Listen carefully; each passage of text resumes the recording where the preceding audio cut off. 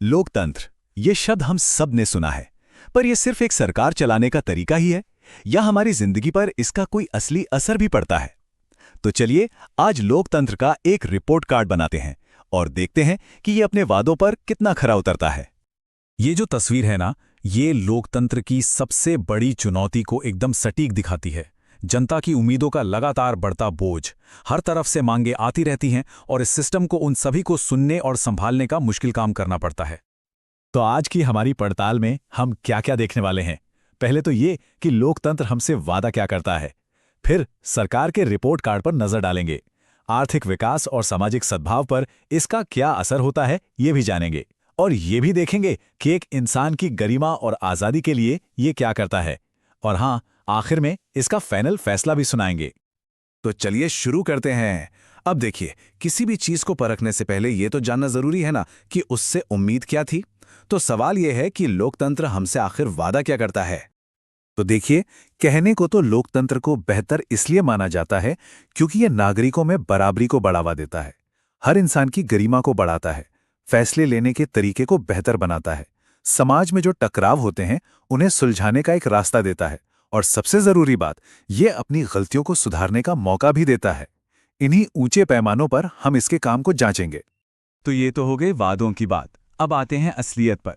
सरकार के सबसे बेसिक काम से शुरू करते हैं। क्या एक लोकतांत्रिक सरकार जवाबदेह, जिम्मेदार और वैध होती भी है? एक बहुत ही दिलचस्प बात है, लोकतांत्रिक सरकारें ना अक्सर फैसले लेने में धीमी होती हैं। ऐसा इसलिए क्योंकि यहाँ हर कदम पर बातचीत होती है, बहस होती है, मोल तोल होता है। पर इसका एक बहुत बड़ा फायदा भी है। जब कोई फैसला इतनी प्रक्रियाओं से गुजरता है तो लोग उसे ज्यादा आसानी से अपनाते हैं और वो ज्यादा असरदार भी होता है। मतलब ये जो वक्त लगता है ना, वो बेकार नहीं जाता। अब लोकतंत्र से एक और बड़ी उम्मीद होती है, ट्रांसपेरेंसी यानी पारदर्शिता।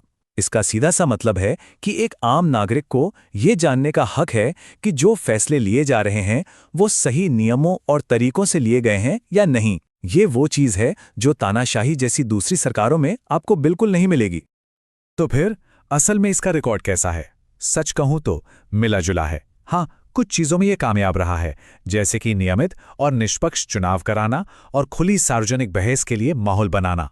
लेकिन जब बात आती है नागरिकों के साथ जानकारी साझा करने की या ज्यादातर लोगों की जरूरतों पर फौरन ध्यान देने की, तो इसका रिकॉर्ड उतना अच्छा नहीं है। और हाँ, एक बड़ी सच्चाई ये भी है कि लोकतांत्रिक सरकारें भ्रष्टाचार से मुक्त नहीं हैं। तो सवाल उठता है कि इतनी कमियों के बावजूद लोकतंत्र टिका क्यों हुआ है? क्योंकि ये एक वैध सरकार है। मतलब ये सुस्त हो सकती है, इसमें भ्रष्टाचार भी हो सकता है, लेकिन आखिर में ये लोगों की अपनी सरकार है। यही इसकी सबसे बड़ी ताकत है और पूरी दुनिया में इसके समर्थन का सबसे बड़ा कारण भी। अच्छा, अब आते हैं पैसे की बात पर। एक बहुत बड़ा सवाल है, क्या लोकतंत्र से देश की आर्थिक तरक्की होती है? और क्या ये अमीर और गरीब के बीच की खाई को कम करता है? अब जरा इन आंकड़ों पर नजर डालिए।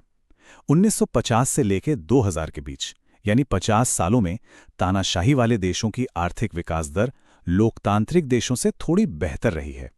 ये थोड़ा हैरान करने वाला है ना? पर क्या सिर्फ इसी एक वजह से लोकतंत्र को खारिज कर देना चाहिए? यहीं से एक और भी बड़ा सवाल खड़ा होता है। चलो मान लिया कि आर्थिक विकास हो रहा है, पर उसका फायदा किसे मिल रहा है?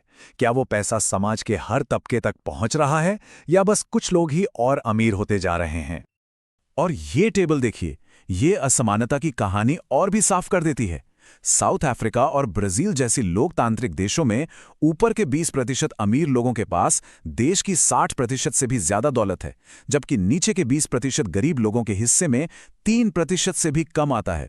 इससे साफ है कि लोकतंत्र अपने आप में आर्थिक असमानता का कोई जादुई हल नहीं है। ये कार्टून तो जैसे पूरी दुनिया की कहानी बयां करता है।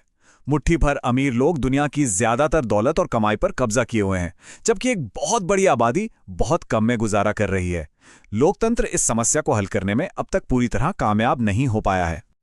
तो आर्थिक मुद्दों से आगे बढ़कर अब समाज की बात करते हैं। क्या लोकतंत्र समाज में मौजूद अलग अलग तरह के लोगों और उनके बीच के मतभेदों को संभालकर एक अच्छा माहौल बना सकता है? अब देखिए, कोई भी समाज हो, उसमें अलग अलग तरह के लोग तो होते ही हैं, और ये विविधता टकराव भी पैदा कर सकती है और सद्भाव भी। लोकतंत्र की खूबी यह है कि ये इन मतभेदों से निपटने के लिए एक तरीका देता है। ये बातचीत और समझौते का रास्ता खोलता है, जिससे टकराव को हिंसक होने से रोका जा सके। पर हाँ, ये सब ठीक से काम करे, इसके लिए 2 शर्तें हैं। पहली शर्त यह है कि बहुमत के शासन का मतलब किसी एक धर्म या जाति के लोगों का शासन नहीं होना चाहिए। हर नागरिक को कभी न कभी बहुमत का हिस्सा बनने का मौका मिलना चाहिए। और दूसरी शर्त, बहुमत को अल्पसंख्यकों के साथ मिलकर काम करना होगा, ताकि सरकार सबकी मर्जी से चले, ना कि सिर्फ कुछ लोगों की। चलिए, अब बात करते हैं लोकतंत्र के सबसे जरूरी, सबसे पर्सनल पहलू की। एक इंसान की जिंदगी पर, उसकी गरिमा और आज़ादी पर इसका क्या असर होता है। और यहीं पर लोकतंत्र बाकी सभी सिस्टम से बाजी मार ली जाता है। सम्मान और आज़ादी की चाहत, यही तो लोकतंत्र की नींव है। और यही वो सिद्धांत है जो लोकतंत्र को किसी भी और शासन प्रणाली से बहुत आगे रखता है। और इसके ठोस उदाहरण भी हैं। देखिए, दुनिया के ज्यादातर समाज हमेशा से पुरुष प्रधान रहे हैं, लेकिन लोकतंत्र में लंबे संघर्षों के बाद महिलाओं ने ये सिद्धांत स्थापित करवाया है कि उनके साथ सम्मान और बराबरी का बर्ताव जरूरी है।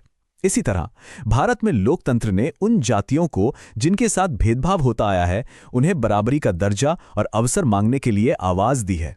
हाँ, असमानताएं आज भी हैं, लेकिन लोकतंत्र कम से कम उन्हें अपने हक के लिए लड़ने का एक नैतिक और कानूनी आधार तो देता है। तो इस पूरे रिपोर्ट कार्ड को देखने के बाद फाइनल फैसला क्या है? क्या लोकतंत्र पास हुआ या फेल? तो आखिर में क्या कहें, क्या लोकतंत्र सफल है? इसका जवाब शायद आपको थोड़ा हैरान कर दे।